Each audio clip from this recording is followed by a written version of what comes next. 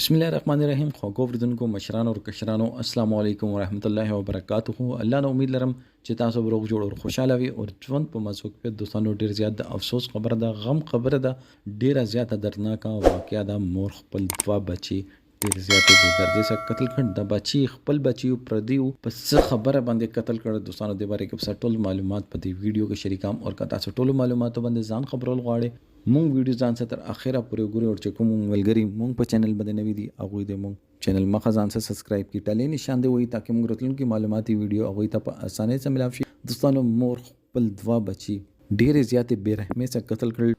بجلی کرنٹ ورته ویر کړ او قتل یې کړ او کور نه وتښتېدله.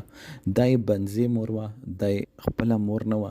دا بچی صرف اور صرف پلار یې په کور کې نه و، مور نه یې روټۍ وغوښتله او هغې ته پې دومره غوسه ورغله چې تاسو هر ټایم ما نه روټۍ غواړئ. دوستانو چې څوک چې دویم واده کوي هغه دا سوچ نه کوي چې ما بچي چې دي او بیا بچي مور ته نه پرېږدي چې کله ښځه او خاوند میانځ کې بچي وي او هغوی بیا دویم ودونه کوي نو هغه بچي بیا داسې دې طریقې باندې مړي. ولې موږ د معاشرې کې عدل و انصاف نشته، رحم دلی نشته چې یو ماشوم چې دا هغه روټۍ وغواړي او هغه روټۍ د هغه د مرګ سبب جوړیږي. یوه لورې وه او یوه زوی سړه اوس په دې ټیم کې په چیغو باندې جاړي چې ما نه څه غلطي شوې وه چې ما ته الله پاک دومره غټه سزا ورکړه، ما خو ورسره نکاح کړی، ما خو ته عزت ورکړی، ما خو خپل کور عزت جوړ کړی، ما بچي دغه خپل بچي ونه ګڼل او دغه یې دومره زیاتې بې رحمۍ سره قتل کړ. دې ښځې چې کله دا کار کولو نو دغې زړه کې دا نه راتلل چې زه د ماشومانو سره دومره غټ ظلم کام که دوی باندې څه چال وشولو نو پولیس په ما پسې رسي.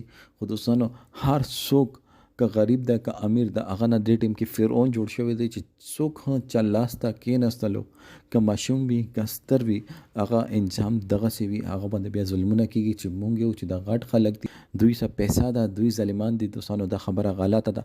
هر څوک مونږ د معاشرې کې ظالم ده او خپل لیول باندې ظالم ده چې کوم کس هغو ته ځان نه کمزوره نظر ته راشي نو هغوی ورسره بیا دغسې کارونه کوي څنګه چې دا ماشوم او ماشومې سره وشول. دوستانو دې ټیم کې مې د بدن مې راپیږي چې دومره غاټ ظلم اور دې زړه کې رحم را نغلو. دوستانو فرعون هم ظالم خو هغه به خپل خلکو سره خپل رعایا سره به هغه انصاف کولو، خو موږ د معاشرې کې دا انصاف ختم شوی دی. دوستانو دې باره کې تاسو سره د کومنټ سیکشن کې خپل رائے ضرور کې. وسلام.